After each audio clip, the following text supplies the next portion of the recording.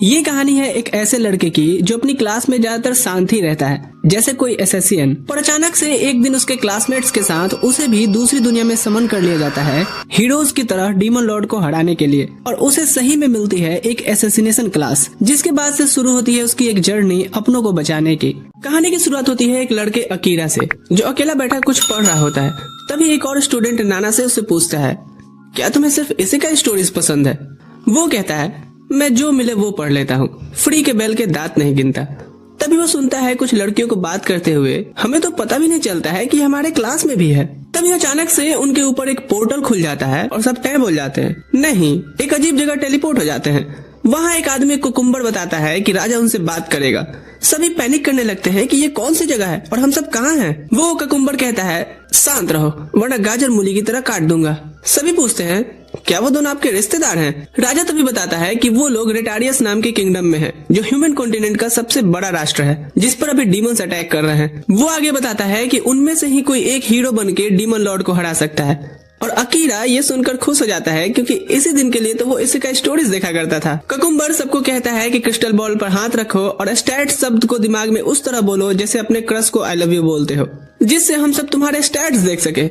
एक स्टूडेंट दुखी हो जाता है कि वो हीरो नहीं बना, पर कुकुम्बर बताता है कि उसके शुरू के स्टैट्स ही उसके औकात से ज्यादा हैं। तो बिगपद्दी ना पेलो और हीरो की हेल्प करके भी तुम अपने हिस्ट्री में नाम बना सकते हो। सब अपने अपने स्टैट्स देखते हैं और अकीरा देखकर हैरान हो जाता है कि उसे एसेसिनेशन क्लास मिला है। नाना से कहता है, हाँ ये तुम पे सूट भी करता है, क्योंकि क्लास में भी तो तुम साइलेंट एसेसिन की तरह ही रहते हो। सुकासा नाम के एक लड़के को कुकुम्बर हीरो घोषित कर देता है, इतना ज्यादा उसके स्टैट्स देख के कि इसकी अटैक पावर तो इंसेन है। पर अकीरा कंफ्यूज हो जाता है, क्योंकि उसके स्टैट्स तो सुकासा से भी ज्यादा पावरफुल है। नाना से कहता है, अब तुम्हारी बारी है क्रिस्टल के पास जाने की। पर वो सोचता है कि अगर उसने अपने एबनॉर्मल स्टैट्स दिखा दिए तो वो हीरो बना दिया जाएगा, जिससे वो सबकी नजरों में आ जाएगा। और उसे तो अभी ये भी नहीं पता कि ये अंधेर नगरी का चौपट राजा डीमन लॉर्ड के बारे में सच बोल भी रहा है या नहीं। इसलिए वो कंसील प्रेजेंस नाम की स्किल यूज करता है और अपने आप को इनविजिबल कर लेता है, जिससे वो किसी को दिखाई नहीं दे रहा था। कुकुम्बर देखता है कि सबका चेकअप अब हो गया तो कहता है, जाओ अब और रात भर आराम करो। पर अकीरा एक कैमरा लगा देख लेता है और समझ जाता है कि सब लोग मॉनिटर किए जा रहे हैं, जिससे उसे लगता है कि कुछ तो झोल है।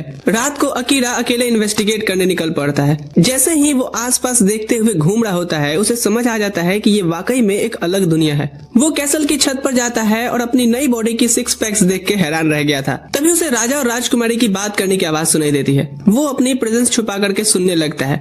राजा पूछता है, उनका प्लान ठीक से चल तो रहा है ना? और प्रिंसेस कहती है, हाँ, स्टूडेंट्स एक ऐसी दुनिया से आए हैं जहाँ मैजिक नहीं होता है, तो वो उनके लिए कभी दिक्कत नहीं बनेंगे। राजा कहता है कि उन्हें कैसल के आर्चिप्स में मत जाने देना, उन्हें ज्यादा कुछ पता नहीं चलना चाहिए। अकीरा सोचता है कि ये लोग कुछ तो खिचड़ी पका रहे हैं। वो राजा के इतने पास खड़ा होता है कि मन करता है साले का यही टेटुआ दबा दूं, पर वो डिसाइड करता है कि अभी नहीं और वहाँ से निकल जाता है। अगले दिन अकीरा सोचता है कि क्या वो सबको सच बता दे जो उसने सुना, पर उसे समझ नहीं आता है कि आखिर सब उसकी बात पर यकीन करेंगे क्यों। सुकासा बोलता है कि हम सब इस दुनिया में आकर स्ट्रांग हो गए हैं और हम राजा की मदद करेंगे। बाकी सब भी हुआ हुआ कर रहे थे। फिर वो एक नाइट कमांडर सारन से मिलते हैं, जो बताता है कि वो सबको ट्रेनिंग करने वाला है। वो कहता है, 1 महीने बाद सबको एक बेसमेंट में अपनी ताकत टेस्ट करनी होगी, क्योंकि मुझे पता है कि तुम्हें कुछ नहीं पता। इसी बीच अकीरा इनविजिबल होकर के अपनी इन्वेस्टिगेशन जारी रखता है, पर सारन उसे देख लेता है और ये चीज अकीरा को हैरान करती है, क्योंकि उसने अपनी काउंसिल प्रेजेंस को ऑफ नहीं किया होता। लगता है स्किल अपने कूलडाउन टाइम पे चला गया है। पर सारन बताता है कि नहीं, स्किल अभी भी एक्टिव है, बस उसकी स्पेशल आंखें ही कुछ ज्यादा देख लेती हैं। अकीरा लड़ने को रेडी हो जाता है, पर सारन कहता है, अरे जरा शांत हो जाओ, मैं राजा को कुछ नहीं बताऊंगा। अकीरा हैरान होकर के पूछता है, क्या तुम राजा की साइड में नहीं हो? सारन कहता है, ये सिचुएशन थोड़ा कॉम्प्लिकेटेड है। अकीरा उसे बताता है कि वो आर्चिप्स पढ़ना चाहता है, क्योंकि उसे इस दुनिया के बारे में कुछ भी नहीं पता। सारन उससे पूछता है कि तुम्हारे कंसील प्रेजेंस का लेवल क्या है? अकीरा बताता है कि ये मैक्स लेवल पर है, पर उसकी बाकी स्किल्स लेवल 1 पे हैं और उसे नहीं पता कि उन्हें कैसे बढ़ाया जाता है। सारन उसे ट्रेनिंग देने का ऑफर करता है और कहता है कि वो जो भी इन्फॉर्मेशन चाहता है वो उसे महल के आर्चिप्स में नहीं मिलेंगी। अकीरा कहता है, यहाँ आने के बाद से दरअसल काफी मजा आ रहा है, पर मुझे अपने घर वापस जाने का रास्ता भी तो ढूंढना है। सारन कहता है, इस चीज का तो मुझे भी कोई आइडिया नहीं है कि वो अपनी दुनिया में कैसे लौट सकता है, पर यहाँ तुम्हें जिंदा रहने के लिए स्ट्रांग तो बनना ही पड़ेगा। अकीरा खुददार आदमी फ्री में हेल्प लेना पसंद नहीं करता। सारन इस पर कहता है, ठीक है, बदले में तुम मुझे अपनी दुनिया की किस्से कहानियां सुना देना। और क्या। फिर उनकी ट्रेनिंग शुरू होती है और अकीरा सोचता है कि क्या सच में स्किल्स का लेवल बढ़ सकता है। सारन कहता है लेवल्स तो मॉन्स्टर्स को मार के बढ़ते हैं, पर एक चीज जो ट्रेनिंग से बढ़ती है और वो है स्किल। सारन बताता है कि इस दुनिया में ह्यूमंस, डीमंस के अलावा एल्व्स और बीस्ट फोक्स भी रहते हैं जो अलग अलग कॉन्टिनेंट पे पाए जाते हैं। अकीरा भी डील के हिसाब से बीच बीच में उसे अपनी दुनिया के किस्से कहानियां बताता रहता है। कुछ दिन बीतते हैं और एक नाइट गिलीस आकर के सारन को बताता है कि बाकी स्टूडेंट्स अच्छा प्रोग्रेस कर रहे हैं, पर काम बहुत ज्यादा है और यहाँ तुम सिर्फ अकीरा पर ध्यान दे रहे हो। सारन कहता है कि हाँ, क्योंकि वो मुझे अपनी दुनिया के एक टगले राजा की कहानियां सुनाता है जिसका हथियार काफी स्ट्रॉन्ग है।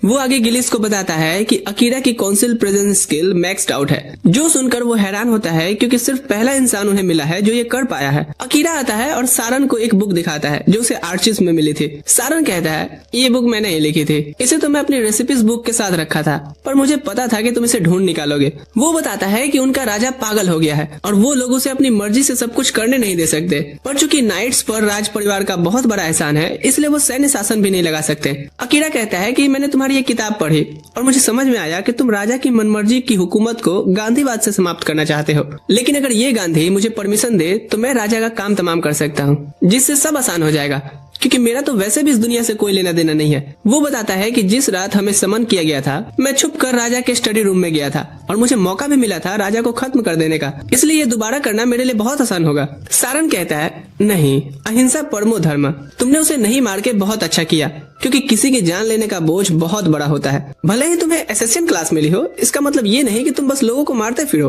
अकीरा भी मान जाता है क्योंकि उसे पता है कि अगर उसने किसी की जान ली तो उसकी माँ और बहन उसे कभी माफ नहीं करेंगी। वो सारन से पूछता है कि वो उसकी इतनी मदद क्यों कर रहा है। सारन बताता है कि उसे अकीरा में एक उम्मीद दिखती है। भीड़ों की तरह सर नीचे करके चलने की बजाय वो अपना दिमाग यूज करके अलग रास्ता चुना, और ऐसा सिर्फ वही इंसान कर सकता है जिसने जिंदगी में बहुत कुछ सहा हो। अकीरा कहता है कि वो पहला आदमी है जिसका वो दोस्त अपनी मर्जी से बनना चाहता है। सारन कहता है तो इस दोस्त की जरूरत मुझे एक जगह पड़ने वाली है। 1 महीने बाद सारन सब स्टूडेंट्स को डंजन ले जाता है, पर अकीरा हैरान हो जाता है देख करके कि इतने सारे लोग सिर्फ उसे विदाई देने आए हैं। तभी वो एक लड़की को उन्हें घूरते हुए देखता है। वो पूछता है कभी हॉट लड़का नहीं देखा क्या? लड़की गुस्से में कहती है स्कूल के बच्चों को हीरोज की तरह ट्रीट किया जा रहा है, जिन्हें ये भी नहीं पता कि इन्हें समन करने के लिए कितनी बड़ी कीमत चुकाई गई है। अकीरा पूछता है तेरा स्क्रू ढीला है क्या? सीधा सीधा बोलना। वो लड़की कहती है जब सच सामने आएगा तब मैं तुमसे सीधे सीधे बात करने आऊंगी। अकीरा सोचता है आइला, हुकअप से पहले ब्रेकअप। डंजन पहुंचकर सब मॉन्स्टर्स को मारना शुरू करते हैं, पर धीरे धीरे मॉन्स्टर्स ओवरपावर होते जा रहे थे। अकीरा रिट्रीट करने को कहता है और सारन यही सही समझता है। वो अपने डिवाइन स्वॉर्ड से रास्ता साफ करता है और सब लोग भागते हैं, पर सामने एक और मॉन्स्टर ग्रुप आ गया था। सुकासा याद करता है कि उसे एक स्मोक ग्रेनेड दिया गया था जो मॉन्स्टर्स को दूर करेगा, पर जैसे ही वो धुआं छोड़ता है वो हैरान हो जाता है कि मॉन्स्टर्स और ज्यादा पावरफुल हो गए हैं। तभी गिलीस और अकीरा पहुंचते हैं और गिलीस खुद हैरान हो जाता है देख करके कि एक मॉन्स्टर स्टूडेंट्स पर अटैक करने वाला है। तभी अकीरा सीधा उस मॉन्स्टर की तरफ दौड़ पड़ता है। वो उसके अटैक को डॉज करता है और उसकी गर्दन में स्वॉर्ड घुसाने की कोशिश करता है, पर उसकी तलवार वहीं टूट जाती है उस मॉन्स्टर की स्किन सख्त होने पे। सुकासा अकीरा की मदद को आता है, पर अकीरा उसे रोकता है ये कहते हुए कि तुम्हारा खुद हाथ चोटिल है। सुकासा रोता शकल बना के कहता है कि हीरो होने के नाते सबको बचाने की जिम्मेदारी मेरी होनी चाहिए थी, पर अकीरा कहता है कि हम अपना ख्याल रख सकते हैं। पर सुकासा अपना आपा खोना शुरू कर देता है क्योंकि उसे लगता है कि वो हीरो के नाम पर कलंक है। अकीरा एक लड़की को कहता है जाओ इसका ले जाके स्ट्रेस दूर करो, तब तक मैं इस छुछुंदर को उसके स्ट्रेस के साथ मिटाता हूँ। लगता है मुझे अपनी सीक्रेट स्किल का यूज पड़ेगा। ये है हीरो टाइम।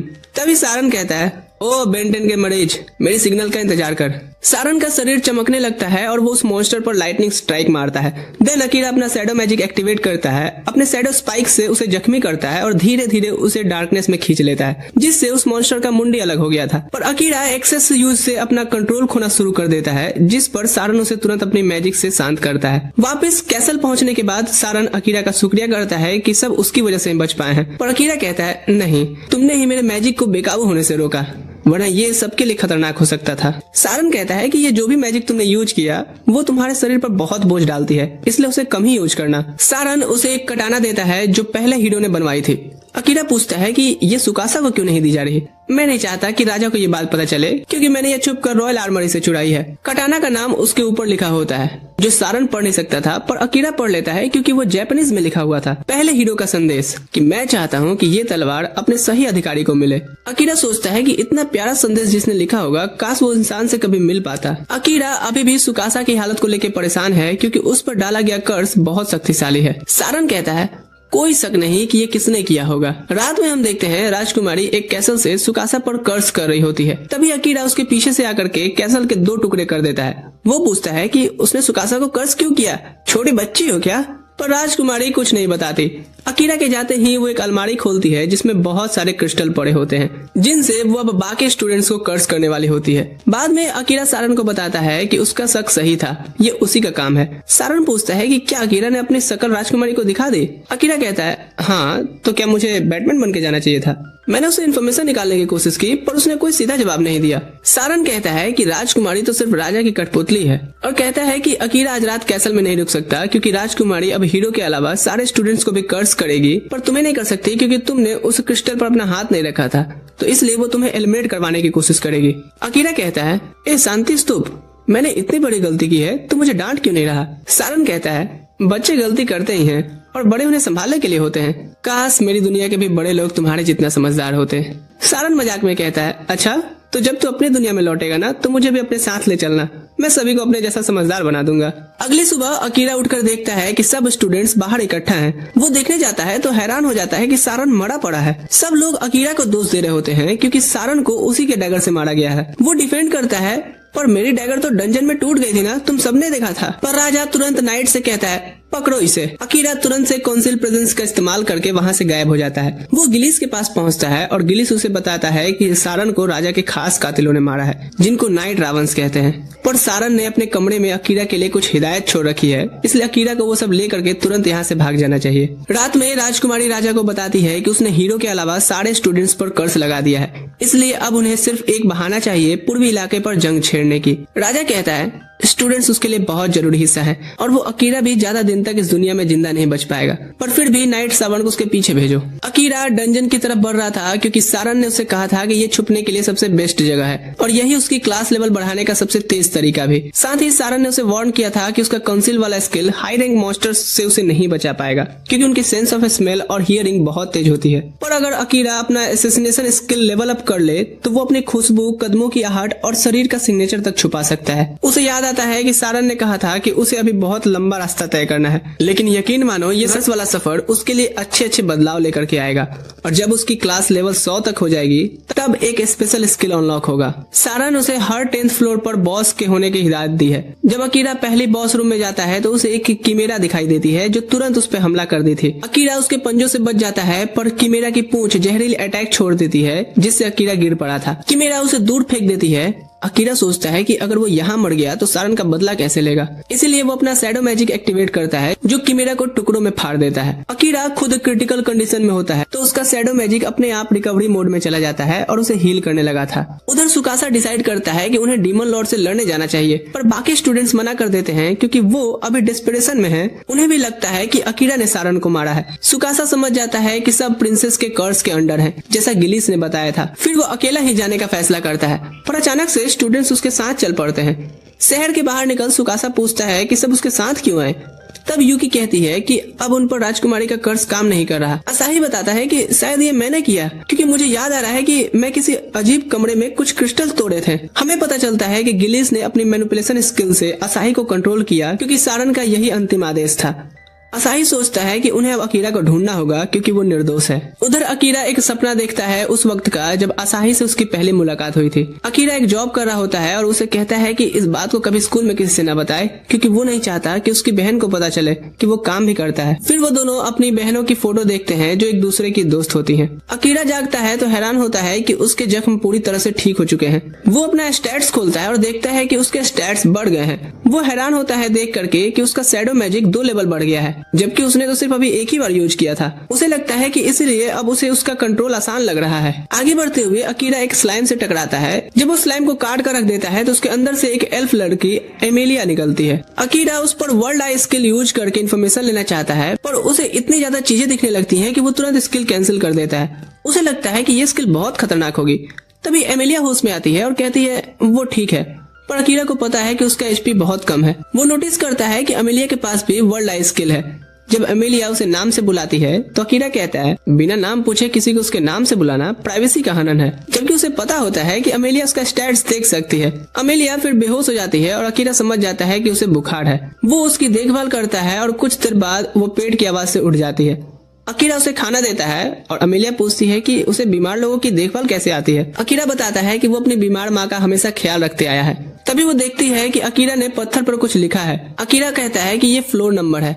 उसे याद आता है कि अकीरा ने पहले कहा था कि ये 75 फ्लोर है। वो पूछती है कि वो 69 फ्लोर पर क्यों है। तो अकीरा कहता है कि इस फ्लोर पर पानी सबसे करीब में था। एमेलिया तभी शक करती है कि कहीं अकीरा ने उसे गलत तरीके से छुआ तो नहीं। वो तुरंत कहता है कि मैंने ऐसा कुछ भी नहीं किया है, तुम बस सो जाओ। आगे एमेलिया बताती है कि राज परिवार के होने के बाद भी किसी ने कभी उसकी इतनी देखभाल नहीं की जितनी अकीरा ने की है। अगली सुबह वो 18th फ्लोर की तरफ बढ़ता है और एमेलिया मॉन्स्टर से लड़ने में अकीरा की मदद करती है, पर अकीरा समझ नहीं पाता कि एमेलिया उसके पीछे क्यों आ रही है। जब वो ठीक हो चुकी है, अपने रास्ते जाए, एमेलिया कहती है कि मैं बस उसी डायरेक्शन में जा रही हूँ। अकीरा कहता है कि अगर कुछ हुआ तो मैं बचाने वाला नहीं। हाँ ठीक है, मैं एक इंडिपेंडेंट वुमेन हूँ। बॉस रूम में घुसते ही एक ड्रैगन उन पर फायर ब्रीथ छोड़कर अटैक करता है, जिससे दोनों बच जाते हैं। अकीरा अपनी प्रेजेंस छुपा लेता है, जबकि एमेलिया ग्रेविटी जादू से ड्रैगन को मारी होती है, पर ड्रैगन फिर भी अकीरा को भांप जाता है। एमेलिया कहती है कि ड्रैगन उसकी माना को ट्रेस कर रहा है, इसलिए उसे अपनी मैजिक को आसपास फैला देना चाहिए, पर अकीरा बताता है कि वो ऐसा नहीं कर सकता। अकीरा अपने डार्क मैजिक से ड्रैगन पर हमला करता है और तलवार से उसकी आंख छेद देता है, जिससे ड्रैगन जमीन पर गिर पड़ा था। अकीरा बताता है कि उसने आसपास की माना का इस्तेमाल करके ड्रैगन को हराया है, और अमेलिया हैरान हो जाती है कि उसने ऐसा कर दिया।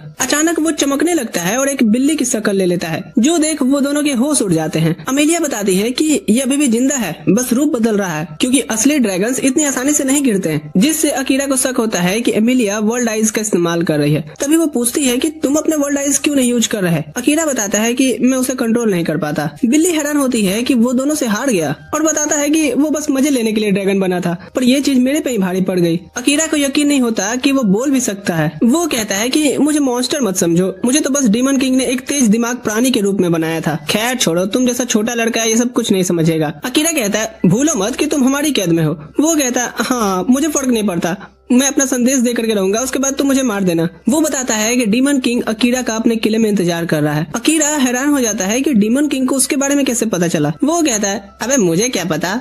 फिर वो जमीन पे लेट जाता है और कहता है कि अब वो उसे मार सकता है क्योंकि उसका काम पूरा हो चुका है, पर अकीरा उसे मारने से इनकार कर देता है क्योंकि उसका मानना है कि सारे मॉन्स्टर्स बुरे नहीं होते। अमेलिया कहती है कि अगर वो बिल्ली को नहीं मारेगा तो बॉस रूम का दरवाजा भी नहीं खुलेगा, पर अकीरा फिर भी इनकार कर देता है क्योंकि उसे बिल्लियां पसंद है। वो कहता है इतना प्यार मुझसे करोगे तो फिर भूख से मरने के लिए तैयार हो जाओ, पर अकीरा सोचता है कि कोई और रास्ता भी तो होगा। तब अमेलिया कहती है कि अगर वो बिल्ले को अपना फेमिलियर बना ले तो दरवाजा खुल जाएगा, पर वो बिल्ला कहता है कि इसके लिए इस किराए के मालिक का अपने माना पे बहुत तेज कंट्रोल होना चाहिए, जो मुझे तो नहीं दिख रहा। अमेलिया कहती है कि अकीरा ने जो अटैक किया था वो वही काम है जो पहले हीरो ने किया था, इसलिए वो ये कर सकता है। हाँ, पर सफल होगा या नहीं वो नहीं पता। अकीरा पूछता है कि अगर वो इस रिचुअल में फेल हुआ तो क्या होगा। बिल्ला कहता है तो दोनों की जान जा सकती है, पर अकीरा बिना सोचे समझे तैयार हो जाता है। अमेलिया समझ नहीं पाती कि वो एक बिल्ले के लिए चीजें इतनी मुश्किल क्यों बना रहा है, जबकि वो उसे आसानी से मार के काम खत्म कर सकता है। पर अकीरा कहता है कि वो अब फैसला कर चुका है। अमेलिया बताती है कि शुरू करने से पहले अकीरा को बिल्ले का एक नाम रखना होगा, तो अकीरा उसका नाम योरू रखता है। अब वो अपनी माना योरू पे यूज करने लगता है, पर अचानक अपने आप को योरू के मन के अंदर पाता है, जहाँ वो देखता है कि योरू एक गांव तबाह कर रहा है। अकीरा उसे रोकने की कोशिश करता है, पर योरू उसे लाइटनिंग से उड़ा देता है, ये कहते हुए कि अगर वो उसे नहीं मारेगा तो उसकी आत्मा हमेशा यहीं कैद रहेगी। योरू उसे खरोच मारता है और इधर अकीरा के असली शरीर से भी खून बहने लगा था, जो देख अमेलिया घबरा गई थी। अकीरा चाकू फेंक कर एक्शन में आता है तो योरू सोचता है कि आखिरकार फाइनली ये लड़ने के मूड में आ गया। योरू रूप बदलने लगता है, पर अकीरा जानबूझकर उसके पंजे से टकराता है और कहता है कि मैं तुम्हें नहीं मारूंगा और मुझे पता है कि तुम भी मुझे नहीं मारना चाहते। योरू कहता है कि तुम गलत हो, मॉन्स्टर्स की फितरत ही होती है दूसरी जातियों को चोट पहुंचाना। अकीरा कहता है पर मैं जानता हूँ तुम इस जिंदगी से थक चुके हो। सुनो, मैं तुम्हारा ख्याल रखूंगा और तुम्हें किसी को नुकसान भी नहीं पहुंचाने दूंगा। अचानक से योरू शांत हो जाता है और उसका फेमिलियर बन जाता है। अकीरा फिर होश में आता है और वो योरू को जैसे ही सहलाता है उसके शरीर पर साइन बदल जाते हैं। अमेलिया बताती है कि इसका मतलब दोनों की बॉन्डिंग जुड़ चुकी है। योरू उसके साथ वफादारी की कस्में खाता है। तभी एक टेलीपोर्टेशन का सर्कल खुल जाता है, पर योरू अभी जख्मी है, इसलिए वो जाने से पहले उसके ठीक होने का इंतजार करने का फैसला लेते हैं। अमेलिया कहती है कि वक्त काटने के लिए बातें करते हैं और योरू भी मान जाता है। उसे लगता है कि अब वो सब एक दूसरे को अच्छे से जानना चाहते हैं। इधर दूसरी तरफ सुकासा और उसके साथी एक नगर में पहुंचते हैं जो बिल्कुल उनके देश जैसा लगता है। सभी नए कपड़े पहनते हैं, खाना खाते हैं और सुकासा फिर कहता है कि हमें बैठकर प्लान बनाना चाहिए। सबसे बड़ा काम हमें नौकरी ढूंढना है। नानसे कहता है कि उन्हें साथ में जाकर के एडवेंचरर बनना चाहिए। सुकासा मानता है और कहता है कि हाँ, इससे हमें इस दुनिया की जानकारी भी मिलेगी। डेओस सोचता है कि क्या कोई किताब होगी जिसमें घर वापस जाने का तरीका लिखा हो। सुकासा कहता है घर वापसी का एक ही रास्ता है। राजा और राजकुमारी जरूर जानते होंगे कि उन्हें कैसे लौटाया जाएगा, क्योंकि उन्होंने ही उन्हें बुलाया था और उसके लिए हमें पहले डीमन किंग को मारना होगा, फिर हम उनसे इस चीज का शर्त रख सकते हैं। पर असाही कहता है कि उन्हें तब तक रुकना चाहिए जब तक अकीरा उनसे नहीं मिल जाता। उसका मानना है कि अकीरा हम में से सबसे शक्तिशाली है, इसलिए बिना अकीरा के डीमन किंग से लड़ना बेवकूफी होगी। पर हर किसी का अकीरा के बारे में अभी भी अलग अलग राय ही चल रही थी। सब लोग सुकासा को बोलते हैं कि वही फैसला करे। सुकासा सोचता है कि अकीरा उनके साथ टीम कभी नहीं बनाएगा, क्योंकि किंडरगार्टन से एक ही क्लास में होने के बावजूद भी वो मुझे पहचानता तक नहीं है। सुकासा जानता है कि सिर्फ हीरो की होली स्वार्ड ही डीमन किंग को हरा सकती है, मतलब इसमें टीम वर्क बहुत जरूरी है। पर अकीरा इसमें दिलचस्पी नहीं लेगा, क्योंकि वो सबसे ज्यादा ताकतवर है, इसलिए पहले हमें भी उसके जितना ताकतवर बनना पड़ेगा जिससे वो हमें अपने में लगाए। इसलिए वो फैसला करते हैं कि यहीं रुककर अकीरा का इंतजार करेंगे और तब तक यहाँ के मॉन्स्टर से लड़के खुद को ताकतवर भी बनाएंगे। डंजन में अमेलिया बताती है कि उसे अपने घर से भागना पड़ा। जब लोग उसके पीछे पड़ गए तो उसने ग्रेविटी जादू से पहाड़ तोड़ करके अपनी जान बचाई। वो नदी में गिर गई और फिर बहते बहते किनारे तक पहुंची, जहाँ एक डार्क स्लाइम ने उसे निगल लिया था। और जब फिर उसे होश आया तो उसके सामने अकीरा था। एमिलिया कहती है कि मुझे अपने पास्ट से बिल्कुल फर्क नहीं पड़ता, क्योंकि इसी तरह मेरी मुलाकात तुमसे हुई। पर अकीरा कहता है कि उसे वापस जाकर के सब ठीक करना चाहिए। उसे पता है कि अमेलिया की छोटी बहन को उससे शिकायत है, इसलिए अमेलिया को उससे बात करनी चाहिए। पर अमेलिया कहती है कि ये उतना भी आसान नहीं है। अकीरा उसे एक किस्सा बताता है कि एक बार उसने अपनी बहन के लिए नया फोन लिया था, पर उसकी बहन नाराज हो गई क्योंकि वो नहीं चाहती थी कि अकीरा उसके लिए इतनी मेहनत करे। तब उनकी माँ ने कहा था कि अकीरा ऐसा इसलिए करता है क्योंकि वो तुमसे बहुत प्यार करता है। वो कहता है कि चाहे अपनों से लड़ाई ही क्यों न हो जाए, बाकी सब तो सपने होते हैं, पर अपने तो अपने होते हैं ना। और मैं भी चाहता हूँ कि अपनी माँ और बहन को एक बार देखूं, लेकिन तब तक नहीं जब तक मैं सारन का बदला नहीं ले लेता। तभी अचानक उसके आसपास डार्क एनर्जी घूमने लगती है, पर वो खुद को संभाल लेता है। योरू से कहता है, मालिक अपनी खूनी भावनाओं को थोड़ा कंट्रोल में रखो। दोनों बताते हैं कि हम सारन के बारे में सुन चुके हैं। अकीरा हाथ में दस्ताने पहनकर योरू से खेलने लगता है ताकि उसका मूड थोड़ा हल्का हो सके, पर योरू उसे डांट देता है कि मालिक ये सब प्यार व्यार बाद में करना, पहले यहाँ से निकलने का सोचो, क्योंकि हम में से अगर एक भी कोई मरा ना तो दोनों मर जाएंगे। साथ ही वो बताता है कि दोनों एक दूसरे से कितने भी दूर हो पर फिर भी बात कर सकते हैं, क्योंकि उनकी आत्माएं अब जुड़ गई हैं। अमेलिया ये सुनकर जलन महसूस करती है। अकीरा कहता है कि इस चीज में तुम कुछ नहीं कर सकती, क्योंकि योरू मेरा फेमिलियर है। जैसे ही वो निकलने के लिए सर्किल में घुसने की तैयारी करते हैं, अमेलिया कहती है कि मैंने सुना है कि ये सर्किल उन्हें उस जगह ले जाता है जहां तुम में से कोई एक जाना चाहता हो। पर अमेलिया को अब कहीं जाने से फर्क नहीं पड़ता जब तक अकीरा उसके साथ है। अकीरा सोचता है कि क्या यह सर्किल उसे उसके असली दुनिया में वापस भेज सकती है, पर तुरंत से इस विचार को टाल देता है क्योंकि अभी घर लौटने का सही वक्त नहीं आया है। सर्किल उन्हें एल्फो के देश में पहुंचा देता है, जिससे अमेलिया के होश उड़ गए थे। तभी एक एल्फ उस पर तीर चला देता है। अकीरा तुरंत एमिलिया को बचा लेता है और पल भर में उस एल्फ के सामने खड़ा हो जाता है। अगर तूने तीर चलाना बंद नहीं किया तो तेरा टेटुआ दबा दूंगा। वो एल्फ कहता है कि अमेलिया का अब यहाँ कोई अधिकार नहीं है, इसलिए वो चली जाए यहाँ से। अकीरा उसे बेहोश कर कहता है, बहुत बोलता है साला। अचानक वो सभी चारों तरफ से घेर लिए जाते हैं। अमेलिया की बहन रोज सामने से आती है और कहती है कि वो अपनी बहन एमिलिया से उस पाप का बदला लेगी जो उसने किया। फिर एक यादे दास्तान में हम देखते हैं, एक दिन अमेलिया घूमने निकली थी और रोज को सैनिकों के साथ तलवार चलाते देखकर इम्प्रेस होती है। रोज ने तुरंत उस सोल्जर को हरा दिया था, पर उसकी सेवा में लगी नौकरानियां याद दिलाती हैं कि असल में तो आपकी बहन अमेलिया ही लीडर बनने वाली है। तभी रोज का फियोंसे लियाम उससे सगाई तोड़ने की बात करता। रोज कहती है, ये इसलिए है ना क्योंकि अमेलिया विपत्ति की संतान है, और अमेलिया पर अचानक भयानक अपराध का आरोप लग जाता है। प्रेजेंट में अकीरा सोचता है कि अमेलिया ने आखिर ऐसा क्या किया था। रोज बताती है कि अमेलिया ने उसे जहर दिया था, पर अमेलिया कसम खाकर कहती है कि मुझे लगा कि तुम जहर दे रही हो। रोज अकीरा से कहती है, अमेलिया को मेरे हवाले कर दो, और अपने मैजिक से अकीरा को कंट्रोल करने की कोशिश करती है। अमेलिया गुस्से में अपनी बहन को बोलती है कि अपना मैजिक हटाओ ताकि अकीरा खुद फैसला कर सके। रोज हैरान होती है कि पहली बार अमेलिया उस पर ऐसे चिल्ला रही है। अकीरा कहता है चिंता मत करो, ये मेरे पे काम नहीं करेगा। हाँ तो मैं कहाँ था? योरू कहता है कि ये पावर खुद से पावरफुल लोगों पर काम नहीं करता। रोज को यकीन नहीं होता कि अकीरा उससे ज्यादा ताकतवर है, पर अकीरा कहता है कि अमेलिया पर जो झूठे आरोप लगाए गए हैं उन्हें अब मुझे दूर करना होगा, क्योंकि मैं जानता हूँ कि ये झूठ नहीं बोलती। रोज अपने सैनिकों से अकीरा को मारने का आदेश देती है। अकीरा लड़ने को तैयार हो जाता है, तभी एल्फो के राजा आकर के सबको रुकने बोलता है। रोज हैरान होती है कि वो यहाँ कैसे, क्योंकि आपको तो देश के बाहर होना चाहिए था।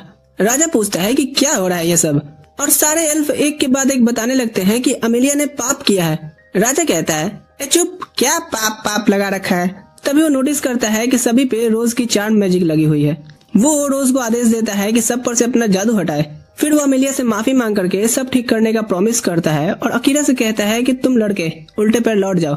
अमेलिया बताती है कि अकीरा ने ही उसे बचाया है, पर राजा कहता है हाँ तो उससे क्या, दूसरी जातियों का यहाँ आना मना है। अमेलिया कहती है फिर मैं भी आपके साथ नहीं आना चाहती। राजा कहता है ये तुम क्या कह रही हो, तुम्हें ही गद्दी को संभालना है। अकीरा कहता है इसे फोर्स नहीं कीजिए, ये अपने फैसले खुद करेगी, और वो राजा को खुलेआम इसके लिए चैलेंज कर देता है। राजा देख लेता है कि अकीरा में वो कला है जो लियाम को हरा सकती है, तो वो अकीरा को मुकाबले की चुनौती देता है और जो जीतेगा वही फैसला करेगा। राजा अपने तरफ से रोज को लड़ने भेजता है और कहता है कि ये मुकाबला होली ट्री के सामने होगा। जाते हुए अमेलिया अकीरा से माफी मांगती है कि उसने उसे परेशानी में डाल दिया, पर अकीरा कहता है कि ये उसका खुद का भी फैसला था। अकीरा पूछता है कि उन्होंने तुम्हें विपत्ति का संतान क्यों बुलाया। अमेलिया बताती है कि पुरानी कथाओं में लिखा है कि अगर जुड़वा बच्चे पैदा हो और उनमें से एक अपने माँ बाप से अलग दिखाई दे तो माना जाता है कि वो आगे आने वाले समय में देश के लिए दुर्भाग्य लेके आएगा। योरू कहता है कि ये कथा तो बहुत पहले ही अंधविश्वास मानी जा चुकी है, इसलिए उसे लगता है कि रोज ने ये सब सिर्फ जलन में कहा होगा। अकीरा कहता है कि हाँ, क्योंकि तुम्हारे बाल इतने सुंदर जो हैं, वो उससे जलेगी ही। वो लोग होली ट्री तक पहुंच जाते हैं। अकीरा फैसला करता है कि वो अपनी इनविजिबल पावर नहीं यूज करेगा ताकि सब देख सकें कि वो कैसे जीता, पर अमेलिया उसे चेतावनी देती है कि रोज एल्फो में सबसे तेज तलवारबाज है। अकीरा हैरान होता है कि इतना कुछ होने के बाद भी तुम अपनी बहन की साइड ले रही हो। अमेलिया कहती है कि हम पहले बहुत क्लोज हुआ करते थे और अब भी वो उसे अपनी प्यारी छोटी बहन ही मानती है। मुकाबले की तैयारी होती है और रोज यकीन नहीं कर पा रही थी कि अकीरा अपनी तलवार ही नहीं निकाल रहा। अकीरा उसे टीज करता है कि मैं तुम्हें कहीं गलती से न मार दूं, इसलिए तलवार नहीं खींच रहा। राजा कहता है फाइट। रोज बिजली की रफ्तार से हमला करती है, पर अकीरा आसानी से उसकी तलवार से बचकर उसे पीछे धकेल देता है। रोज सोचती है कि अकीरा उसका मजाक उड़ा रहा है, इसलिए वो अपनी तलवार में हवा का जादू भरकर तेज धमाका करते हुए उस पर हमला करती है, पर अकीरा फिर बच निकला था। वो पास आकर के रोज को लंगड़ी मारकर पूछता है क्या अब उसका गुस्सा ठंडा हुआ।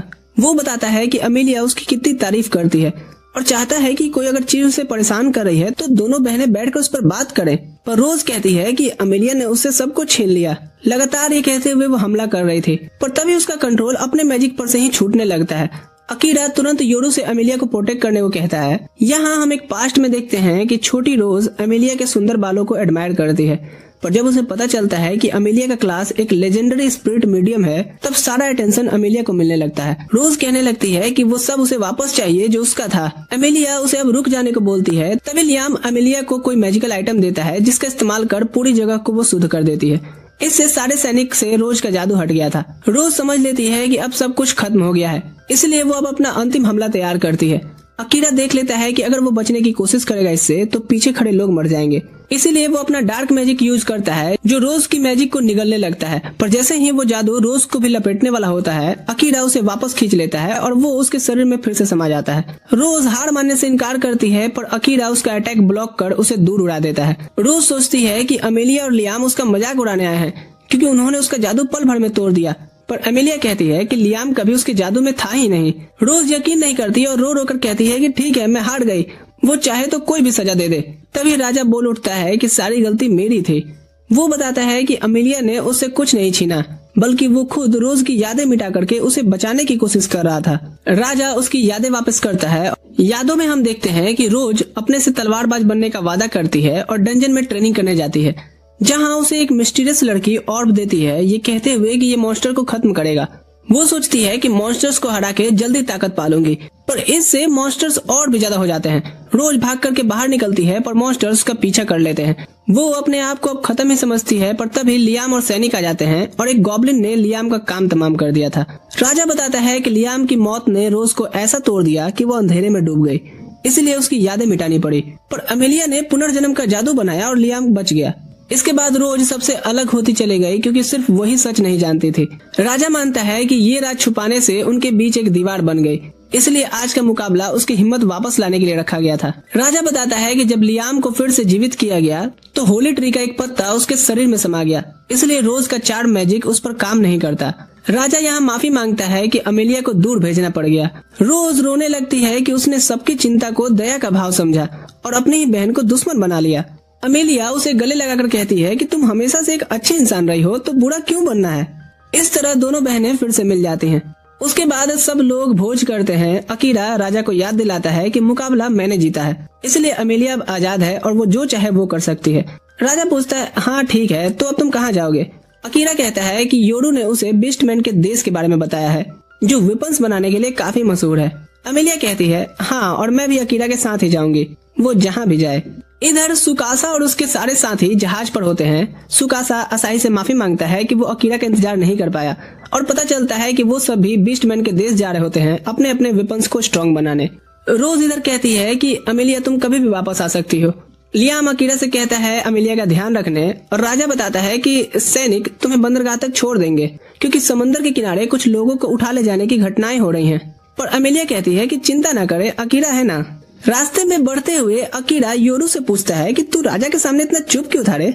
योरू कहता है, मैं कोई परेशानी पैदा नहीं करना चाहता था मालिक, मेरी सेंसेस अभी भी डीमो लॉर्ड से जुड़ी हुई हैं। हालांकि मैं उसके कैद में अब नहीं हूँ, पर वो तुमसे मिलना जरूर चाहता है। एमिलिया सोचती है कि शायद वो अकीरा से दोस्ती करना चाहता हो। योरू कहता है, हो सकता है, क्योंकि उसे मालिक का दबदबा पसंद है। जिस तरह से इन्होंने डार्क मैजिक को उस फाइट में कंट्रोल किया। अकीरा बताता है कि वो इसलिए कर पाया क्योंकि वो रोज को बचाने के लिए बेचैन था। तभी अचानक उसे किसी की प्रेजेंस फील होती है और वो कैरेज को रोकने को कहता है। वो देखते हैं कि कुछ लुटेरे उनका पीछा कर रहे हैं। सब लोग अपने हाथ बांध ले वरना इस लड़की को मार दिया जाएगा। उन्हें समझ आ जाता है कि ओ, तो इस तरह की ही किडनैपिंग की बात राजा कर रहे थे। अमेलिया को देख करके उन्हें पता चल जाता है कि ये तो एल्फ्स की राजकुमारी है, इसलिए वो तो खुश हो जाते हैं कि उन्हें तो जैकपॉट लग गया और सोचते हैं कि उनका मालिक ग्राहम इससे बहुत खुश होगा। अकीरा अपने स्किल से उन्हें पल भर में गिरा देता है और बाकी एल्फों को कहता है कि उन्हें बांध दो। जब अमेलिया उस लड़की को आजाद कर रही होती है, एक एल्फ बताता है कि उसने ग्राहम के बारे में सुना है, वो बीस्टमैन देश का एक रॉयल है। अकीरा फिर एल्फों को कहता है कि इन लुटेरों को महल ले जाकर के जेल में डाल दो। फिर वो शिप तक आते हैं और अकीरा कहता है कि उसे और ज्यादा ताकत चाहिए ताकि वो सारन का बदला ले सके। योरू बताता है कि एक पोर्ट सिटी में लेब्रियंथ है जहाँ जाकर के वो अपने स्टैट्स बढ़ा सकते हैं, पर वहाँ पहुँचने में कुछ दिन लगेंगे, तब तक आराम करो। एमिलिया बहुत खुश होती है क्योंकि पहली बार वो जहाज का सफर कर रही थी, पर उसे बुरा लगता है कि अकीरा सारा वक्त तो किताब में ही पढ़ा रहता है। अकीरा कहता है, हे, ये किताब तुम्हारे डैड ने ही दी है। एमिलिया कहती है, तुम बेवकूफ हो जो एक लड़की के साथ खूबसूरत नजारे का लुफ्त न लेके किताबों में लगे हो। कुछ दिनों बाद वो पोर्ट सिटी पहुंच जाते हैं। अकीरा देखकर हैरान होता है कि इंसान यहाँ बीस्टमैन के लिए काम कर रहे हैं। शहर में घूमते वक्त कुछ बीस्टमैन कहते हैं, ये लड़की हमें दे दे। अकीरा मना कर देता है और वो इस बात पर गुस्सा हो जाते हैं कि एक इंसान उनका हुक्म नहीं मान रहा। हमला करने जा रहे होते हैं कि अकीरा डार्क मैजिक चलाकर उनकी आंखें चौंका देता है। वो आसानी से उनके बीच से निकल जाता है बिना किसी को हर्ट किए, क्योंकि वो हंगामा नहीं चाहता था। एमिलिया नोटिस करती है कि सभी बीस्टमैन योरू को देखकर डर रहे हैं। वो पूछती है, ऐसा क्यों है? योरू कहता है, अब क्या कहूँ मोहतरमा, इतना समझ लीजिए कि इस देश में काली बिल्लियों का जलवा है। तभी एक आदमी छुप कर उन्हें देख रहा होता है। शाम को सभी होटल में खाना खाकर आराम करने जाते हैं। अमेलिया चाहती है कि वो अकीरा के पास सोए। अकीरा कहता है, नहीं, हमें अलग बिस्तर पे ही सोना चाहिए। योरू समझ जाता है कि अमेलिया सोच रही है और वो कमरे से निकल जाता है ये कहते हुए कि एंजॉय करना। अमेलिया नहा कर आती है पर अकीरा को सोया हुआ पाती है। वो उसके गालों पर किस करते हुए गुड नाइट कहती है, पर हम देखते हैं कि अकीरा बस सोने का नाटक कर रहा था, क्योंकि उसे ऐसे सिचुएशन में कैसे एक्ट करना है कोई आइडिया नहीं था। अगली सुबह योरू आता है और मजाक में कहता है, लगता है रात काफी सुहानी बीती है। और अकीरा देखता है कि एमिलिया उसके बगल में सोई थी।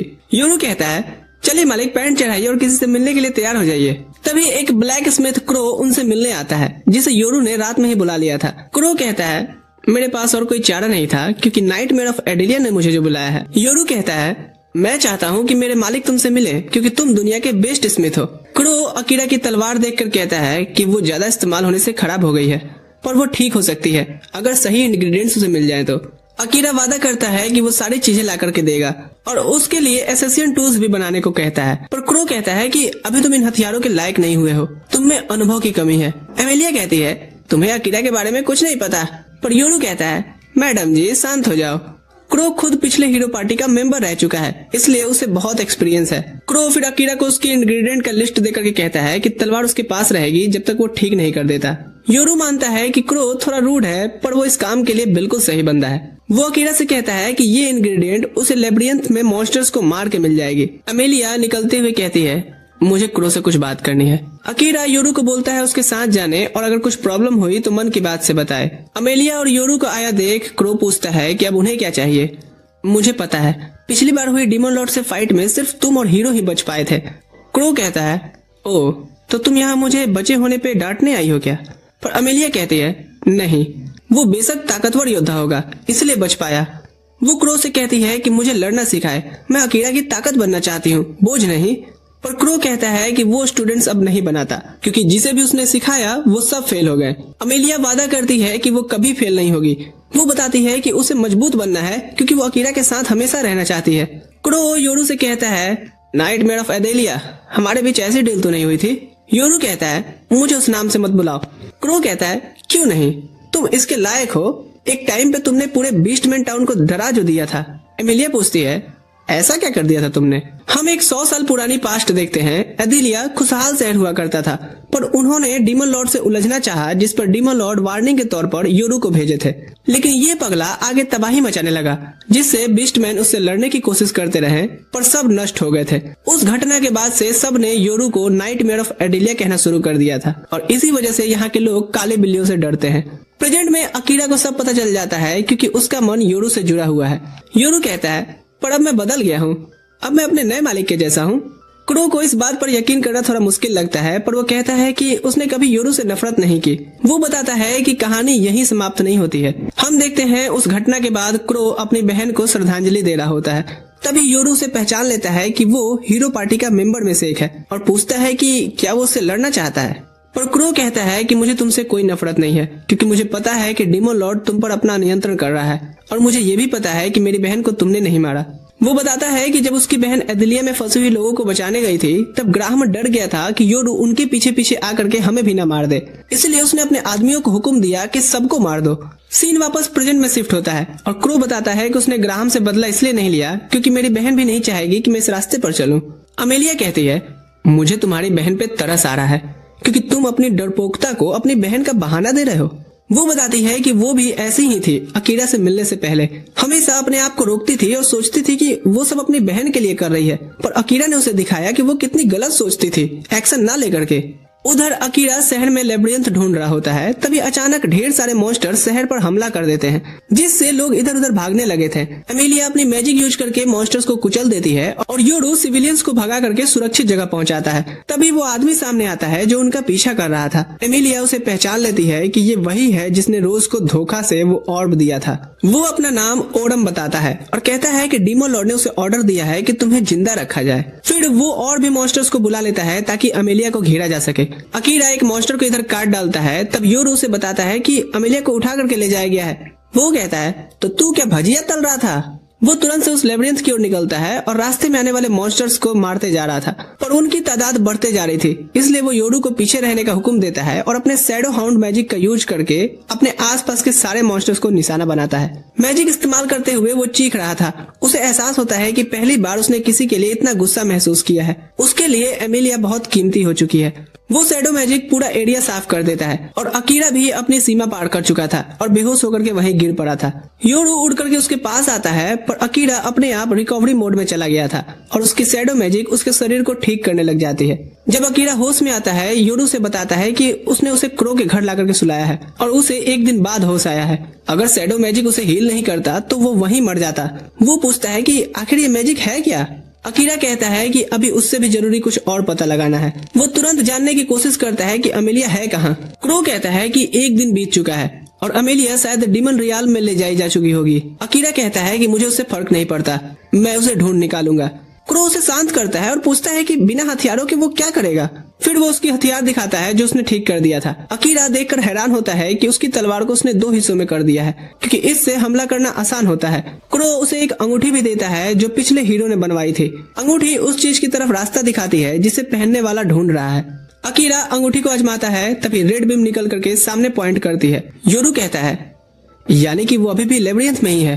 अकीरा बिना देरी के भाग पड़ता है। योरू उसे कहता है कि आगे से उसका थोड़ा ध्यान रखना। इधर लेबिरिंथ में ऑरम बताता है कि मॉन्स्टर्स को काबू में करने का मेरे पास जादू है और वही जादू एल्फो पर भी काम करता है। एमिलिया पूछती है कि हम लेबिरिंथ में क्या कर रहे हैं। ऑरम बताता है कि डीमन लॉर्ड के सिपाही 2nd ग्रेड के होते हैं और वो 3rd ग्रेड का है, इसलिए हम यहाँ रुक करके अपने बॉस लोगों का आने का इंतजार करेंगे। इधर अकीरा अंगूठी को फॉलो करता हुआ लेबिरिंथ के गेट तक पहुँच गया था।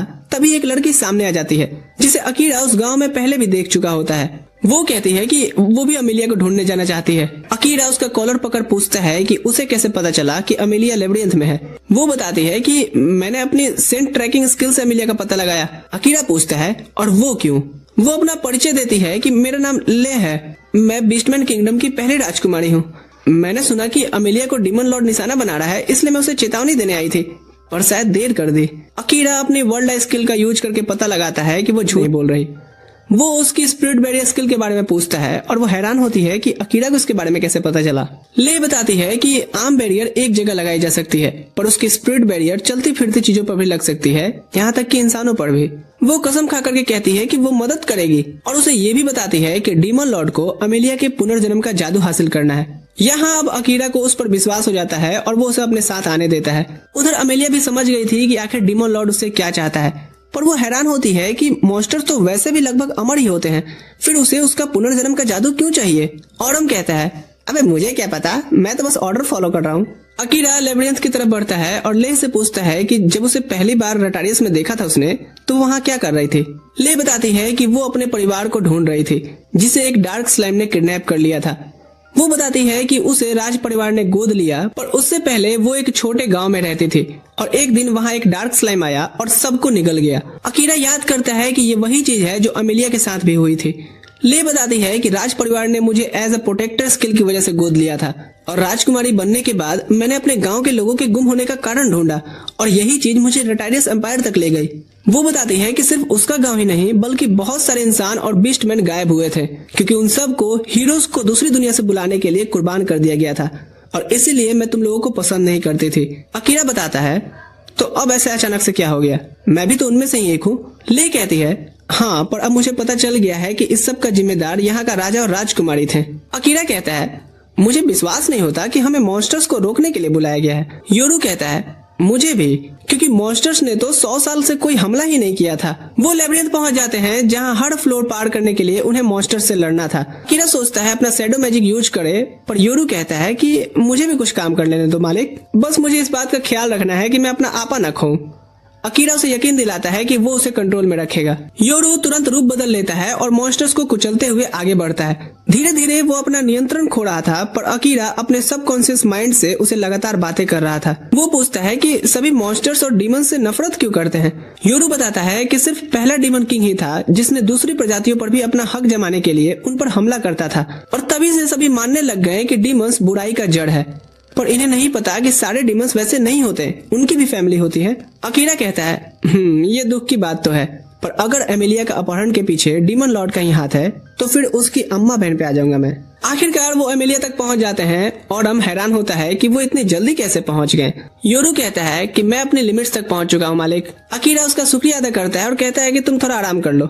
वो लड़ने की तैयारी करता है। ले अमेलिया पर अपनी बैरियर स्पेल लगा देती है। अमेलिया अकीरा से माफी मांगती है कि ये सब उसकी वजह से हो रहा है, पर अकीरा कहता है कि अब अपने को दोष देना बंद करोगे। अकीरा पीछे से ऑरम पर वार करने की कोशिश करता है, पर उसका अटैक काम नहीं करता और ऑरम उसे एक हिट मारता है। अकीरा जितने अटैक्स करता है ऑरम सबसे बच गया था और बार बार उसे हिट करते रहता है। ले को भी यकीन नहीं हो रहा था कि उसका बैरियर स्किल भी वो तोड़ दे रहा है। योरू बताता है कि ऑरम की भाला बहुत गहरी माना से भरी हुई है। ऑरम कहता है चलो सब खत्म करने का टाइम हो गया। पर तभी अकीरा अपना शैडो मैजिक यूज करता है। वो जमीन पर बिखरे हुए अपने ब्लड्स भी वापस एब्जॉर्ब कर लिया था। फिर वो अपने शैडो बीस्ट को बुलाकर ऑरम पर हमला करवाता है। उसका ध्यान जैसे ही भटकने लगता है, अकीरा उसे एक हिट मारता है जिससे वो घुटनों पर गिर पड़ा था। पर इधर अकीरा भी अपने लिमिट्स तक पहुंच चुका था। ऑरम फिर अपनी बांसुरी बजाता है और बहुत सारे मॉन्स्टर्स उस पर हमला करने आ जाते हैं। अकीरा समझ जाता है कि उसकी हालत ऐसी नहीं है कि वो दोबारा से शैडो मैजिक का इस्तेमाल करे। पर तभी ले अपनी सारी मैजिक एक साथ इस्तेमाल करके एक बैरियर कास्ट करती है जो उन मॉन्स्टर्स के हमले को रोकता है और साथ ही पलट कर उन मॉन्स्टर्स को तुरंत मिटा भी दिया था। इधर अमेलिया ऑरम की कमजोरी की वजह से आजाद हो जाती है। ऑरम कहता है कि मुझे खत्म कर दो क्योंकि मैं तुम्हारी गुलामी कभी स्वीकार नहीं करूंगा। पर अकीरा यहाँ पर हेजिटेट करता है। उसके मन में फिर से सारन के वो शब्द घूमने लगते हैं कि किसी को मारने का बोझ बहुत भारी होता है। तभी एक टेलीपोर्टेशन सर्कल चमक उठता है और सेकंड क्लास का डीमन महीरू आकर के खड़ा हो जाता है। योरू अकीरा को चेतावनी देता है कि सीधे महीरू से लड़ना यानी मौत समझो, क्योंकि तुम उसके सामने अभी कुछ भी नहीं हो। महीरू ओरम को आराम करने बोल उठा के दूर फेंक देता है। फिर वो चुटकी बजा ले का बैरियर तोड़ देता है। अकीरा उसे रोकना चाहता है, तभी महीरू कहता है मेरा ले से कुछ नहीं लेना देना। वो अपना कठपुतली जादू चला देता है। अकीरा उसे रोकने की कोशिश करता है पर उसे पता चलता है कि निशाना वो नहीं अमेलिया है। अमेलिया दर्द से चिल्ला उठती है जैसे कि मैजिक उसे हर्ट कर रहा हो। इससे अकीरा का गुस्सा फूट पड़ता है। तभी महीरू कहता है ये मरी नहीं है, पर क्या तुम्हें मुझसे लड़ने का मन कर रहा है? अकीरा समझता है कि वो महीरू का सामना भी नहीं कर सकता, इसलिए उसका भी पूरा फोकस अमेलिया को बचाने पे होना चाहिए। महीरू बताता है कि मुझे इसे किडनैप करना है और सब रास्ते बंद कर देता है। अकीरा को पता है कि वो पूरी ताकत से नहीं लड़ सकता क्योंकि उसने अभी अभी शैडो मैजिक का यूज जो किया था। वो पूछता है कि उसका नाम कांजी में लिखा है क्या, और बताता है कि वो भी जापान में जीत चुका है। अकीरा हैरान होता है कि वो इंसान हो गए डीमंस के साथ क्यों मिला हुआ है। महीरू उस पे हमला करता है जिसे अकीरा डॉज कर लिया था, पर वो अटैक मुड़कर पीछे से उसे लगता है। अकीरा सामने बढ़ता है पर महीरू उसे पीछे धकेल देता है और भी मैजिकल बॉस उस पर फेंकने लगा था। तो अकीरा थोड़ी बहुत अपनी शैडो मैजिक यूज करके उससे बचता है। महीरू कहता है तुम्हारा मैजिक दिलचस्प है, पर मुझे ये भी पता है कि तुम्हारा माना खत्म हो रहा है। वो कहता है कि मुझे अफसोस रहेगा कि मैं तुम्हें पूरी ताकत से लड़ते नहीं देख पाया। वो फाइनल अटैक करने बढ़ता है। अकीरा समझ जाता है कि अब हालत खराब होने वाली है। तभी योरू कहता है मुझे मिस कर रहे थे क्या मालिक? हाँ, देख क्या रहा है भिखमंगिया, मैं अब डीमन लॉर्ड का गुलाम नहीं हूँ तेरी तरह। वो अकीरा से कहता है कि मेरा बंधन तोड़ दो मालिक, ताकि मैं इसे रोकने के लिए बर्जर्क मोड तक भी जा सकूं। पर अकीरा इस बात से बिल्कुल सहमत नहीं होता और कहता है कि ये बंधन तो प्यार का बंधन है रे पगले। महीरू को कुछ समझ नहीं आ रहा था कि ये क्या बतिया रहे हैं, पर वो कहता है हाँ ये कर लो पहले, क्योंकि शायद तुम्हारी यही आखिरी बातचीत हो। अकीरा योरू से कहता है कि वो साथ लड़ेंगे और महीरू को हराएंगे। तब योरू अपना रूप बदलकर सारन बन जाता है और बताता है कि यही एक रूप है जो महीरू का मुकाबला कर सकता है। पर वो अकीरा को बताता है कि वो ये रूप ज्यादा देर तक नहीं संभाल सकता है, इसलिए उन्हें लड़ाई जल्द ही खत्म करनी होगी। महीरू अपने मैजिकल एरो से हमला करता है तो वो दोनों एक तरफ उछल जाते हैं और योरू एक लाइटनिंग हैमर समन करने लगता है। अकीरा समझ जाता है कि वो उसकी शक्तियां बढ़ा रहा है और उसे लगता है कि हम ये लड़ाई जीत सकते हैं। तभी महीरू एक बहुत बड़ा बैरियर बना देता है और उनके ऊपर लाइटनिंग फॉल कराता है। अकीरा और योरू बचने के लिए दोनों महीरू की तरफ भागते हैं। अकीरा अपने बॉडी को शैडो मैजिक से ढक लेता है और महीरू पर हमला शुरू करता है, पर महीरू मैजिकल स्वॉर्ड से उसे रोक लेता है। अकीरा उसकी रफ्तार नहीं पकड़ पा रहा होता, तब योरू तेज दौड़ कर आता है और दोनों मिलकर महीरू पर हमला करते हैं। अकीरा सोचता है कि अगर सारन जिंदा होता तो इस लड़ाई का मजा दुगना होता, पर अकीरा के अंदर उदासी आ जाती है क्योंकि वो जानता है कि ये कभी नहीं हो सकता। दोनों मिलकर महीरू पर भारी पड़ने लगते हैं और वो एक जोर का चोट खाता है। योरू कहता है कि मेरा रूप बदलने वाला जादू खत्म होने वाला है मालिक। अकीरा कहता है ठीक है, एक आखिरी हिट और हम इसे घुटनों पे ला देंगे। तभी महीरू एक चुटकी बजाता है। अकीरा सोचता है कि शायद उसकी माना खत्म हो गई होगी, इसलिए कुछ नहीं हुआ, पर तभी पीछे से उसके शरीर में एक हमला होता है और वो गिर पड़ा था और ये अमेलिया थी। वो समझ जाता है कि महीरू ने अमेलिया को कंट्रोल करके ये काम करवाया है। होश में आने पे अमेलिया रोते हुए माफी मांगती है। अकीरा कहता है ये तुम्हारी गलती नहीं थी। योरू भी अपने असली रूप में आ जाता है और अकीरा की सांसें रुक जाती हैं। पर तभी एक आवाज गूंजती है कि शरीर रिकवरी मोड में जा रहा है और तेज रोशनी उसे घेर लेती है। महीरू दोबारा उस पर वार करता है पर उसका कोई असर नहीं होता और अकीरा का शरीर तुरंत ठीक भी हो जाता है। वो वापस खड़ा हो गया था, जो देखकर सब चौंक जाते हैं। आवाज बताती है कि वो कॉम्बैट के लिए पूरी तरह से